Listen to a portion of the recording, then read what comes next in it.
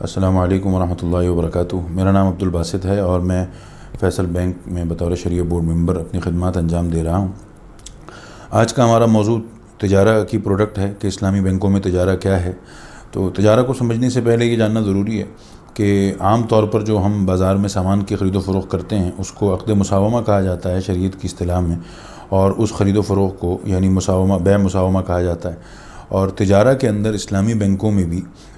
جو تاجر حضرات جو فائنینسنگ کے لیے اسلامی بینکوں کی طرف رخ کرتے ہیں تو ان سے مساومہ کا عقد ہی کیا جاتا ہے، یعنی ایسے تاجر حضرات کہ جن کو فائنینسنگ کی ضرورت ہو اور خاص طور پہ جب انہیں لکوڈیٹی درکار ہو اپنے ایڈمنسٹریٹو ایکسپنسز کے لیے، سیلریز کے لیے، تو جب وہ اسلامی بینکوں کا رخ کرتے ہیں تو اسلامی بینک ان کے پاس جو خام مال موجود، جو فنش گڈز موجود ہوتی ہیں، ان کے پاس جو تیار مال ہے،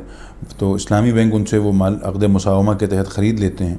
اور خریدنے کے بعد اب اسلامی بینک وہ مال خود بھی فروخت کر سکتے ہیں بازار میں، یا پھر اسی انصاب سے انہوں نے خریدا ہے اس کو بھی وکیل بنا سکتے ہیں، یا کسی اور کو بھی اس کو بیچنے کا وکیل بنا سکتے ہیں۔ لیکن زیادہ تر اسلامی بینک جو ہیں وہ جن سے خریدتے ہیں انہی کو وکیل بناتے ہیں تاکہ اس پوری کارروائی میں کو عام طور پر بڑی سہولت کے ساتھ انجام دیا جا سکے۔ اس میں جب جن تاجر سے ہم مال خریدتے ہیں اور پھر جانے کے بعد جب وہ اسے مارکیٹ میں بیچتے ہیں تو ان دونوں میں جو فرق ہے، یعنی جس قیمت پر اسلامی بینک نے خریدا اور جس پر مارکیٹ میں انہوں نے بیچا، ان دونوں قیمتوں کا جو فرق ہے وہ اسلامی بینک کا نفع ہوتا ہے،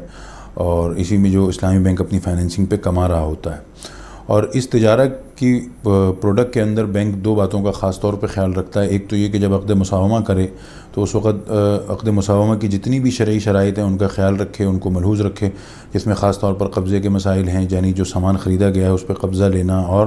اس میں بیع کی دیگر شرائط کا مکمل لحاظ رکھے۔ پھر ساتھ ہی ساتھ جو وکالت کا معاہدہ ہوتا ہے اس کے اندر بھی بینک اس بات کا خاص خیال رکھتا ہے کہ بیع اور وکالت کو جمع نہ ہو، اور یہ جو وکالت کا کانٹریکٹ ہے، ایجنسی کانٹریکٹ ہے، یہ بالکل ہی انڈیپینڈنٹ ہو۔ اور اس پورے ایک پروسیس کو تجارہ کا نام دیا جاتا ہے اسلامی بینکوں میں، یعنی اسلامی بینکوں میں جب تجارہ کا پروڈکٹ کہا جاتا ہے تو اس سے یہی بات مراد لی جاتی ہے کہ کسی تاجر سے ایک فنش گڈ جو ہے وہ لی جائے گی مساومہ سیل کانٹریکٹ کے تحت، اس کو تجارہ کانٹریکٹ کا نام دیا جاتا ہے، اور اس کے بعد انہی کو ایجنسی اسائن کر کے وہ مال مارکیٹ میں فروخت کروا دیا جاتا ہے۔ تو اس پورے ایک سائیکل کے اندر دو باتیں جیسے کہ عرض کیا بطور خاص خیال رکھی جاتی ہیں کہ ایک تو ڈیلیوری اور تمام سیل کانٹریکٹ کی شرائط پوری ہوں، اور دوسرا یہ کہ یہ سیل کانٹریکٹ اور ایجنسی کانٹریکٹ آپس میں دونوں بالکل ہی انڈیپینڈنٹ ہوں۔ وآخر دعوانا ان الحمد للہ رب العالمین۔